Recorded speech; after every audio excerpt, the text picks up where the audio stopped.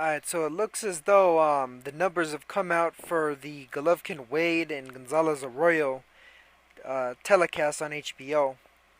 And alongside the Golovkin-Wade numbers, which are impressive, being the most watched cable fight thus far in 2016, Golovkin peaked out at 1.388 million, averaged 1.325 million. That's very solid viewers. Roman Gonzalez versus McWilliams Arroyo peaked out at 1.14 million and averaged 1.001 million viewers. So, just from the looks of it, it appears as though Golovkin definitely pulled a lot of that number, a lot of that weight for the viewership. But Gonzalez has managed to get pretty good publicity in his own right. A million plus, over a million viewers basically on average, just a little over a million, is a solid number. I think that's a good precursor of things to come for him with regard to future fights. His win over Arroyo wasn't quite as impressive and explosive as his wins over Edgar Sosa and Brian Valori, his two previous fights on HBO. But again, it was a good fight, a solid fight against a solid competitor. And Arroyo showed his skill, his class in the midst of the fire. And Roman Gonzalez is on to bigger and better things. It looks like it's definitely looking like he's gonna really have to earn his spot more so than a lot of these other big name quote unquote fighters. Right now it looks like the pending situation is gonna be Roman Gonzalez is gonna be headlining his own card. And it's looking like the most likely opponent is going to be one of the world champions at 115 pounds. Carlos Cuadras, the 115-pound WBC champion, and the guy that's currently pretty much the consensus number 2 at the weight class behind Naoya Inoue, had called Roman Gonzalez and Juan Francisco Estrada out after knocking out Richie Meprenum in the 9th round of a dominant performance. So it's looking like that might be a possibility. The other main possibilities could be the WBA Super Champion Kohei Kono of Japan, who recently had a fight on PBC last year. He had a fight against Koki Kameda and won in that one. And then there's also, probably another possibility would be Luis Concepcion, who's I believe the interim WBA champion, who was supposedly going to be the guy that Juan Francisco Estrada would be targeting. I'd say that Kono and Cuadras really rank above Concepcion in terms of ability and quality. But Concepcion is mainly there by virtue of the fact that Naoya Inoue has a mandatory and a mandated rematch that he has to take care of before he can fight anybody else. So he's stuck on that route. He has to fight David Carmona as his mandatory, and then he has a mandated rematch with Omar Narvaez, the man that he defeated to claim the WBO super flyweight title. And then McJoe Arroyo, the twin brother of the man that Roman Gonzalez just defeated this past weekend, has a mandatory fight with Joran Ancajas, who is promoted by Manny Pacquiao, funny enough.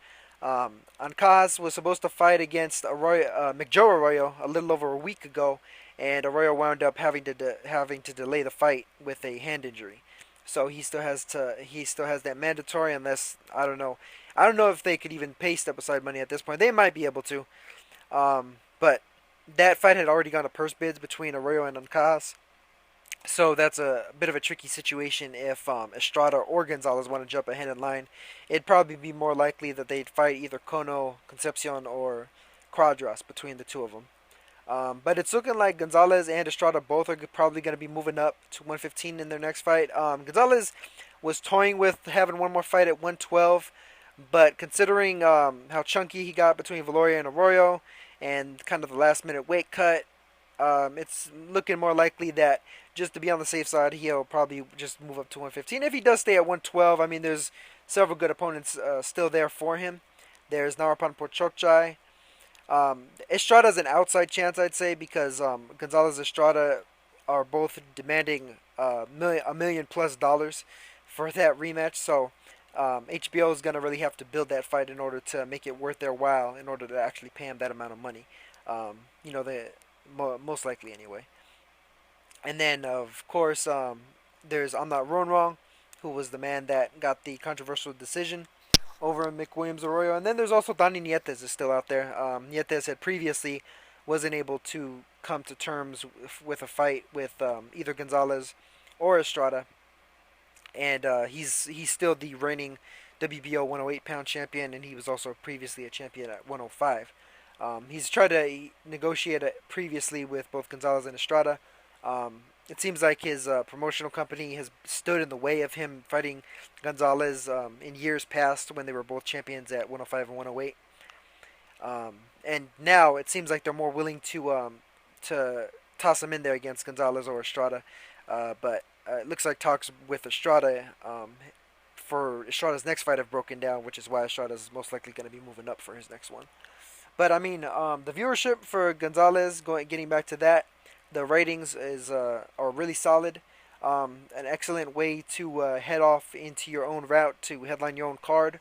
And I think that Gonzalez and Estrada co-headlining a card, Gonzalez is the main event, Estrada is the co-main, the co-feature, is probably the best way to build that fight, to build that rematch.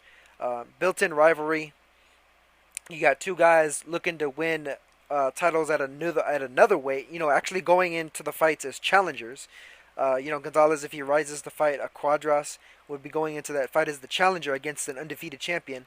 Estrada going into a fight against either Kono or Luis Concepcion would be a challenger going into that fight against a reigning champion.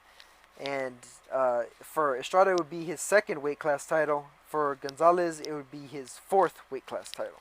So, either way, big things for both of them.